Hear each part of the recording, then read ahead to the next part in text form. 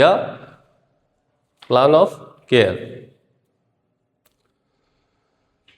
तो इसमें सबसे पहला क्या होता है, anticipated goal and expected outcome होता है।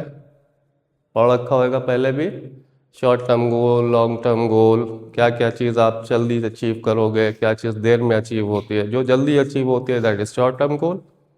पेन है, पेन 2-4 दिन में भी कम हो सकता है, लेकिन और कोई चीज़ है, अगर आपकी मसल स्ट्रेंथ है, मसल वीकनेस है, प्रोप्रियोसेप्शन है, इस तरह की चीज़ें लंबा टाइम लेती हैं। तो आपको कैटेगराइज करना है और उसके हिसाब से you have to decide your goal.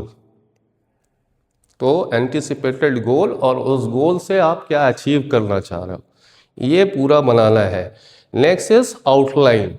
तो आउटलाइन में क्या होता है, अगर मोटे मोटे तौर पे देखो तो 3-4 कैटेगरी में broadly we can divide the complete treatment protocol. क्या होता है कि सबसे पहला आपका कभी भी मेजॉरिटी ऑफ द कंडीशन आपका सबसे पहला टूल्स क्या होता है फॉर रिलीविंग पेन। एक बहुत बड़ा फैक्टर होता है। शुरू में बताया था कि पेशेंट आपके पास आता क्या है, क्यों है, या तो इनएबिलिटी होगी, उसके ब्रेड एंड बटर की प्रॉब्लम आ रही होगी, वो कोई काम कर रहा था अभी नहीं कर पा रहा है किसी वजह से। अब वो कंडीशन क्या है उसमें अभी हम नहीं जा रहे। और जो सबसे बड़ा पॉइंट होता है बिकॉज ऑफ द पेन, ठीक है ना। तो जहाँ पे भी हम करते हैं, हमारा ट्रीटमेंट प्रोटोकॉल कहाँ से स्टार्ट होता है, सबसे पहला क्या टूल्स होता है आपके पास, इलेक्ट्रोथेरेपी मॉडलिटीज़ हैं। वो majority of modality we use for ज़्यादातर सिम्टोमेटिक लाइक एनाल्जेसिक। आप पेन रिलीव करना है तो उसके ऊपर कहीं ना कहीं थोड़ी सी डिपेंडेंसी रहती है, आप पहले वही यूज़ करते हो। सबसे पहला वो किया, उसके बाद में नेक्स्ट स्टेप क्या आएगा आपका, मैनुअल थेरेपी।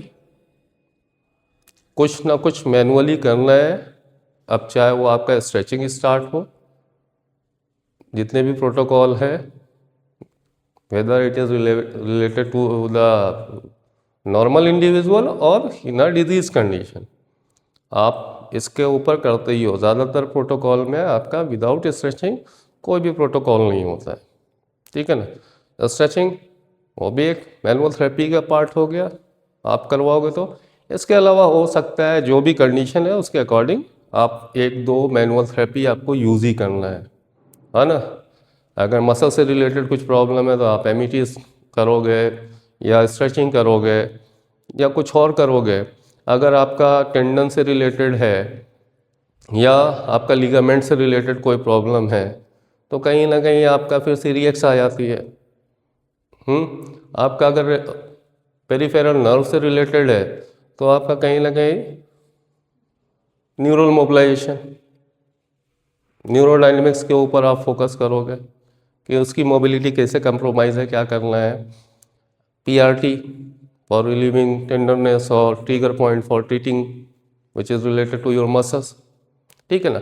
तो बहुत सारी मैनुअल थेरेपी टेक्निक है और कभी भी किसी भी कंडीशन में 2-3 यूज़ हो जाते। सिंपल सा मोबिलाइजेशन, आप कौन सा मोबिलाइजेशन, आप गेल्टरमल यूज़ कर रहे हैं, आप मेटलैंड यूज़ कर रहे हैं या मलिगन यूज़ कर रहे हैं, डिपेंडिंग कि उसका भी पूरा जो असेसमेंट तक आपने किया है उसके हिसाब से आपकी डिसीजन मेकिंग होती है कि कौन सा वाला हमें यूज़ करना है। ज़्यादातर हम लोग मेटलैंड यूज़ करते हैं, उसके अलावा आप कोई भी यूज़ कर सकते हो, लेकिन जो हम क्लिनिकल सेटअप में यूज़ करते हैं मेटलैंड यूज़ करते हैं for improving the range of motion और for improving the mobility of a joint. तो उसके ऊपर भी काम करना है। तो बहरहाल तो नेक्स्ट स्टेप है पहला आपका electro, next is your manual. Manual का जो भी पार्ट करना है अभी हम ब्रॉडली डिस्कस कर रहे हैं, कंडीशन वाइज नहीं। एंड नेक्स्ट इज, इसके बाद में the third step is exercise. अब एक्सरसाइज में क्या होता है कि कुछ एक्सरसाइजेस तो ऐसी होती है कि आपने सिंपल सा पेशेंट को एक्सप्लेन कर दिया, 1-2 बार डिमॉन्स्ट्रेट कर दिया और फिर पेशेंट खुद से अपने आप से घर पे कर रहा है। कुछ एक्सरसाइजेज ऐसी होती हैं जहाँ पे कंटिन्यू आपका एक असिस्टेंट की ज़रूरत होती है, वो थेरेपिस्ट ही होता है। आप अगर एक्सप्लेन भी कर रहे हो तो उसकी डोजियोमेट्री डिसाइड करनी होती है, घर पे भी पेशेंट को परफॉर्म करना है तो पहले अपने सामने आपको परफॉर्म करवाना पड़ेगा। अगर आप अटेंडेंट से भी बता रहे हैं या उनका कोई भी जो भी केयर टेकर है उसको एक्सप्लेन कर रहे हैं तो प्रॉपर आपको एक्सप्लेन करना पड़ता है। तो मेजॉरिटी ऑफ पार्ट क्या होता है, यू हैव टू सुपरवाइज और guide the patient to perform it properly, है ना।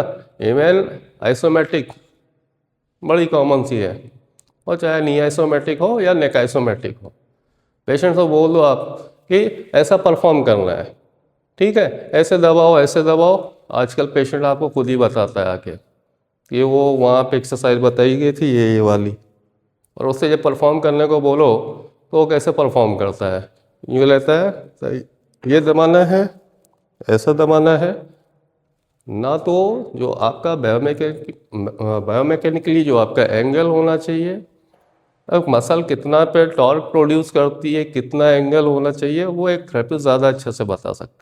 और यही आपका सबसे इम्पोर्टेंट, यहीं पे आपका रोल है। अदरवाइज़ तो कोई भी बता रहा है, जितने भी मेडिकल प्रैक्टिशनर हैं वो सब के सब एक्सप्लेन कर देते हैं कि भैया ये वाली एक्सरसाइज कर लेना है, ऐसे टॉवल का रोल बनाओ, ऐसे नीचे रखो और ऐसे दबा लो, है ना। मैनुअल हो गया, एक्सरसाइज हो गया, इलेक्ट्रो हो गया, लास्ट इज पेशेंट एजुकेशन, ये सबसे इम्पोर्टेंट होता है, ठीक है ना। तो खैर उसमें आपको पेशेंट को एक्सप्लेन करना होता है। तो ये तो एक ब्रॉड लेवल पे था कि क्या क्या करते हैं। इससे पहले वापस आ जाओ कि treatment, outline of the treatment. तो आउटलाइन ऐसे ही होती है, अगर आपको बहुत डिटेल में नहीं करना है तो एटलीस्ट आप कभी भी किसी पेशेंट को ट्रीट करने से पहले 4-5 पॉइंट आपके दिमाग में आना चाहिए, या ट्रीटमेंट प्रोटोकॉल आप जब डिसाइड कर रहे हैं तो उस टाइम पे आप ये 4-5 पॉइंट अपने दिमाग में रखोगे कि इस इलेक्ट्रोथेरेपी क्या है, या आपका जो स्पेसिफिक ट्रीटमेंट है उसकी कितनी फ्रीक्वेंसी होनी चाहिए। आपका चॉइस ऑफ मॉडलिटी हुई भाई, एक पेन को कंट्रोल करने के लिए आपके पास डायथर्मी भी है, हाइड्रोकोलेटर भी है, आईएफटी भी है, टेंस भी है। कुछ आपका करंट यूज़ करते हो, कहीं पे आप हॉट और कोल्ड यूज़ करते हो। आप अभी तक तो यही पढ़ रखा है कि पेन कंट्रोल करना है तो ये यूज़ करो, बट कौन सा पेन कंट्रोल करने के लिए कौन सी सबसे ज़्यादा रिलायबल या सबसे अच्छी मॉडलिटी होगी। आप एक ही कंडीशन में हॉट पैक भी यूज़ कर सकते हो। कुछ लोग बोलते हैं हॉट पैक लगा दो, कुछ लोग बोलते हैं डायथर्मी लगा दो, और दोनों में बहुत डिफरेंस है ना। तो इसको भी आपका कहीं ना कहीं एनालिसिस वाला जो असेसमेंट का पार्ट था कि ऑलरेडी किसी का ट्रीटमेंट चल रहा था और सामने वाला बंदा क्या कर रहा था, वो हॉट पैक यूज़ कर रहा था, आपने सिर्फ वहाँ पे डायथर्मी चेंज किया, आपके पास पेशेंट आया, rest of the protocol is same. आपने सिर्फ क्या चेंज किया, हो सकता है आपने सिर्फ हॉट पैक की जगह डायथर्मी लगा दी और पेशेंट को रिलीफ मिलने लगा, तो सिर्फ एक ही कंपोनेंट चेंज किया। तो आपकी फिर से प्लान आप डिसाइड कर रहे हो, उस टाइम पे भी आपका जो कुछ भी प्रोटोकॉल है उसके you have to think about every step कि मॉडलिटी यूज़ कर रहे हैं तो कौन सी और क्यों यूज़ करेंगे, और कितना उसका क्वांटिटी कितना होना चाहिए, जो मतलब ड्यूरेशन या फ्रीक्वेंसी कितनी होनी चाहिए, है ना। एक अल्ट्रासाउंड है, यूज़ करते हैं, बुक में पढ़ रखा है, 1 मेगाहर्ट्ज़ भी होती है, 3 मेगाहर्ट्ज़ भी होती है, पढ़ रखा है सुपरफिशियल डीप। आप कौन से बॉडी पार्ट में दे रहे हैं उसके हिसाब से भी डिसाइड करेंगे। कभी कभी होता है कि नहीं वहाँ पे 3 मेगाहर्ट्ज़ देना है, सुपरफिशियली देना है, लेकिन हो सकता है कि आप 1 दे सकते हो। बहुत से फैक्टर होते हैं, खैर वो अल्ट्रासाउंड जब पढ़ा होगा तो उसमें पढ़ा होगा कि कहाँ कहाँ क्या है और कैसे हमें करना है। नेक्स्ट इज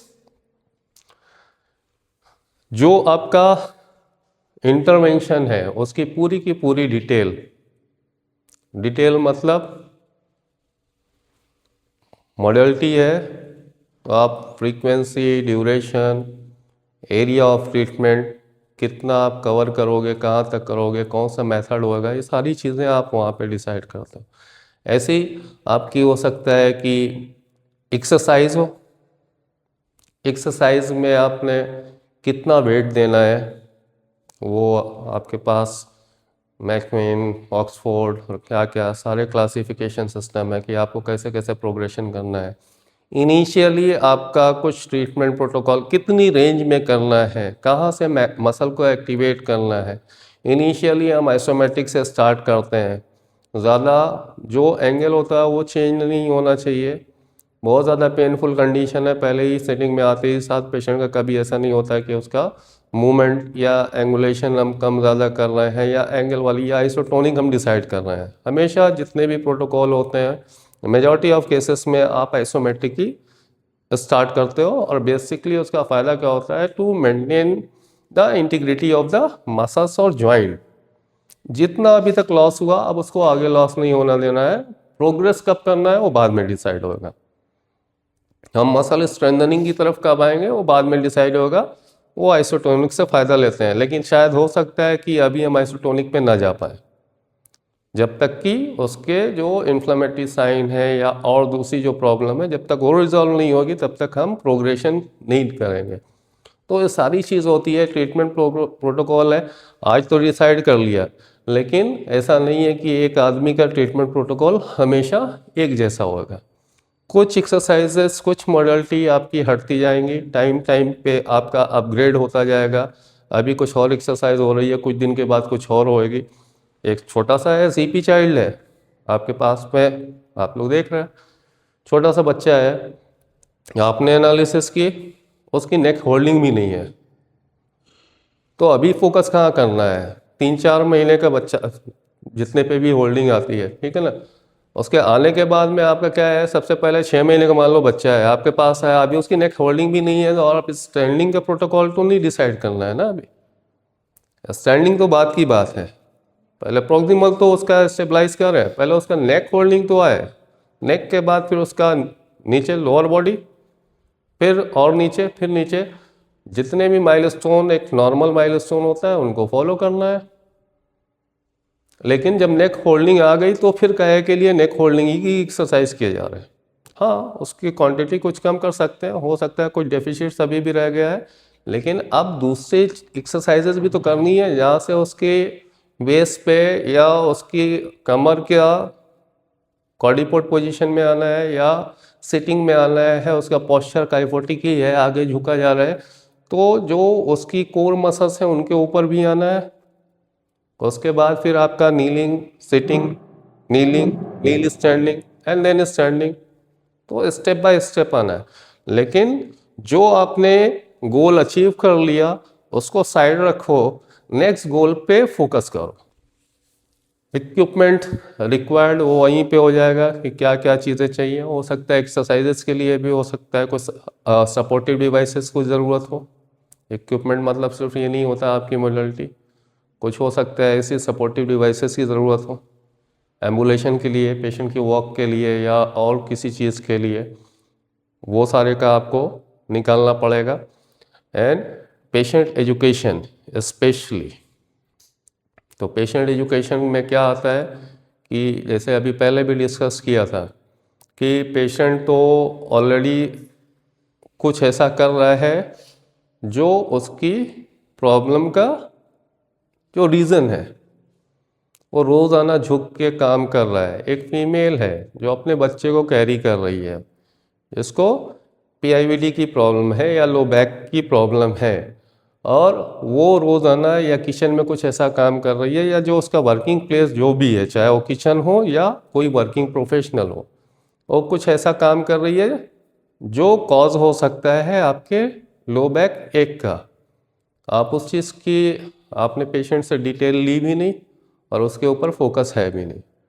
तो इस चीज़ के बारे में जो कुछ भी उसका वर्किंग प्लेस में मॉडिफिकेशन है यो या आपका जो एर्गोनॉमिक मॉडिफिकेशन है वो पेशेंट को एक्सप्लेन करना पड़ेगा, है ना। तो and this is the most important point अक्सर यही होता है कि सारा प्रोटोकॉल तो हम डिसाइड कर लेते हैं, लेकिन पेशेंट को कभी ये नहीं पूछते कि वो क्या करता है, कहाँ रहता है, क्या उसका जो एडीएल है, एक एडीएल का भी असेसमेंट होना चाहिए कि क्या वो सुबह से लेकर शाम तक में क्या क्या काम करता है या कौन सा काम ज़्यादा करता है।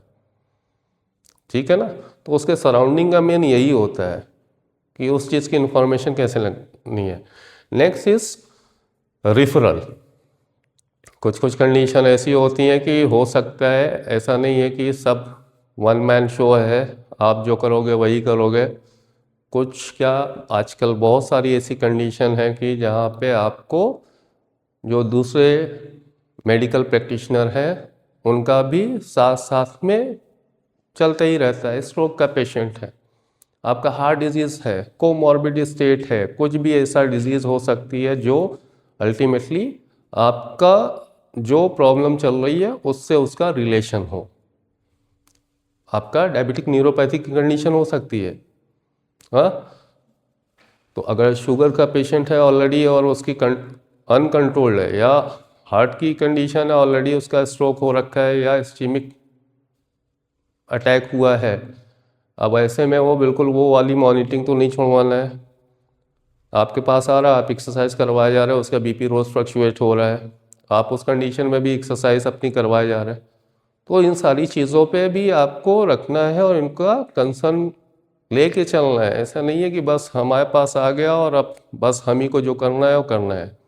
ये भी हो सकता है, कुछ कुछ जगहों पे हो सकता है, जैसे बोला डिफरेंशियल डायग्नोसिस, सर्वाइकल की कंडीशन है, बहुत बड़ा कॉज होता है आपका आजकल सर्वाइकोजेनिक हेडेक या गिडीनेस होती है प्रॉब्लम।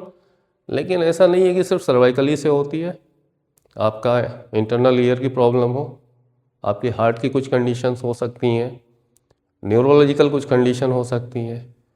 तो अलग अलग है, सारे की फील्ड अलग है। अगर ऐसा लगता है तो आपका क्या है, आपका जो स्क्रीन आउट करने के बाद, आपका सब्जेक्टिव और ऑब्जेक्टिव करने के बाद में भी अगर कुछ ऐसा नहीं मिल रहा है कि ये मस्कुलोस्केलेटल या आपकी फील्ड से रिलेटेड है, तो आपका क्या काम है यहाँ पे, डायरेक्टली रिफर द पेशेंट। ठीक है ना। कभी कभी कुछ कंडीशन लगती है कि नहीं ये तो सर्वाइकल की प्रॉब्लम ही है या कहीं और की कुछ ऐसी प्रॉब्लम है, तो उसमें कभी भी आपका श्योर नहीं होना है। हमने बोला ना कि 100% डायग्नोसिस कभी नहीं होती, तो आपको हेल्प लेनी पड़ती है एटलीस्ट, कितना भी श्योर हो उसके बाद भी, फॉर स्क्रीन आउट कि हाँ हमें डाउट ये भी हो रहा है, तो आप रिफ़र कर दो कि ये चीज़ें चेक करवा लो भाई। अगर नहीं हुआ तो बहुत अच्छी बात है, हमारा पेशेंट है। लेकिन अगर अगर हुआ बाय द वे, तो न्यूरो की कंडीशन हुई, आप अपना ट्रीटमेंट चला रहे हैं, या कुछ हार्ट की प्रॉब्लम हुई, तो कुछ भी हो सकता है। वर्स सिनेरियो सोच के हमेशा फ्यूचर इंटरवेंशन क्या हो सकता है आपका, कभी कभी सिंपल सा है कि बहुत एडवांस स्टेज है ऑस्टियोआर्थराइटिस की, फिर भी पेशेंट नहीं करवाना चाह रहा है या नहीं हो पा रहा है। सपोज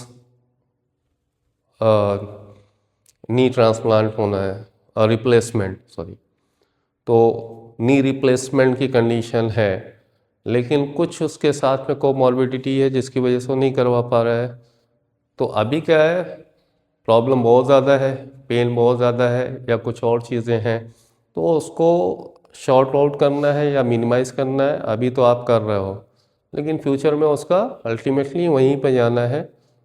उसका जो सोल्यूशन है अल्टीमेटली वही है। एक एज के बाद में अक्सर यही होता है कि नहीं करवाना तो ही है, मैंडेटरी है, ऑपरेशन करवाना ही करवाना है ना। क्यों? क्योंकि हमारे इंटरवेंशन से फ़ायदा तो हो सकता है, लेकिन हो सकता है कि it may be a medical emergency. Cardiac माइना की प्रॉब्लम है, L5S1 S1 लेवल पे या उसका ऊपर जो भी था, मल्टीपल लेवल इन्वॉल्वमेंट था, और कहीं ना कहीं वो जो जिस तरह की हिस्ट्री मिल रही है उस तरह की हिस्ट्री से यही लग रहा था कि इसका ब्लैडर बॉल के साथ में प्रॉब्लम हो सकती।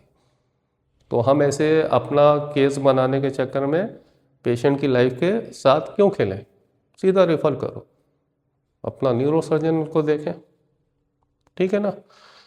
नेक्स्ट इज जो आपका एक्सरसाइज प्रोग्राम है वो पहले ही बताया पेशेंट एजुकेशन में, एक तो उसका वर्किंग प्लेस पे या एर्गोनॉमिक मॉडिफिकेशन क्या होता है, दूसरा क्या होता है कि जो कुछ भी आपने प्रोटोकॉल डिसाइड किया, जो भी एक्सरसाइज का टाइप है, किस टाइप की एक्सरसाइज करनी है, उसका प्रोग्रेशन क्या होएगा, किस एक्सरसाइज से क्या फ़ायदा होएगा या किसका क्या एडवांटेज या डिसएडवांटेज है, वो पूरा एक्सप्लेन करना है पेशेंट को, ताकि वो घर पे भी करे तो उसको मालूम होना चाहिए कि हाँ इसको कितनी करना है। बताया ना कि बहुत से होते हैं कि वो अपने मन से करने लगते हैं, ठीक है ना। अब एक पेशेंट अपना ट्विस्टिंग मूवमेंट कर रहा है, कमर घुमा रहा है, उसका ऑलरेडी पीआईडी की प्रॉब्लम है, वो यही पूरा आपका सिर्फ दो कंपोनेंट यहाँ पे डिस्कस किया है, एक आपका असेसमेंट और दूसरा आपका प्लान। अभी